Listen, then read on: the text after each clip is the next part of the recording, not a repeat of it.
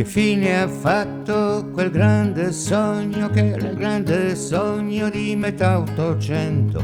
Che fine ha fatto il nome di Mongiana che era la più grande fabbrica d'Italia? Che fine ha fatto quella produzione che era il grande primato del meridione? Che produceva acciaio, produceva ghisa quando ancora l'Italia era Italia divisa.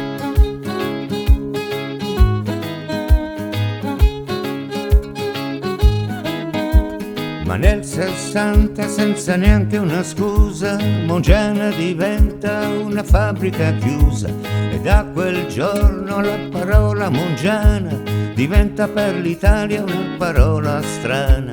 L'Italia unita deve andare avanti e quella fabbrica che aveva 100 anni diventerà in poco più di un mese archeologia industriale calabrese.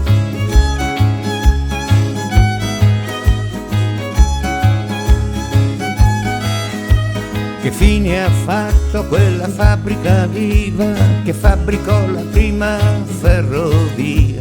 Che fine ha fatto quella fabbrica spenta che non sarà mai storia né leggenda?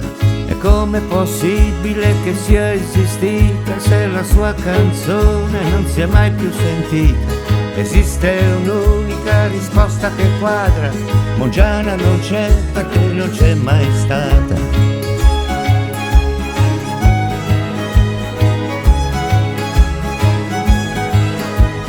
C'è mai stata ma si lascia fuori 2800 lavoratori.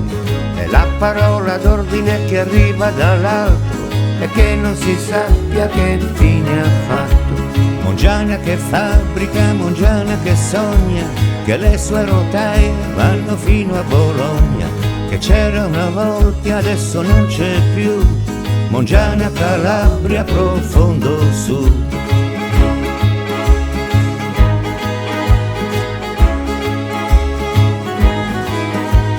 Ed anche il suo nome si perda nel buio della sua fabbrica, così nessuno all'idea di Calabria associerà mai l'idea di ingegneri e di operai, ma alla Calabria associerà sempre l'idea di briganti o di povera gente. Che da Mongiana nascerà l'Italia per Svizzera, America e Germania.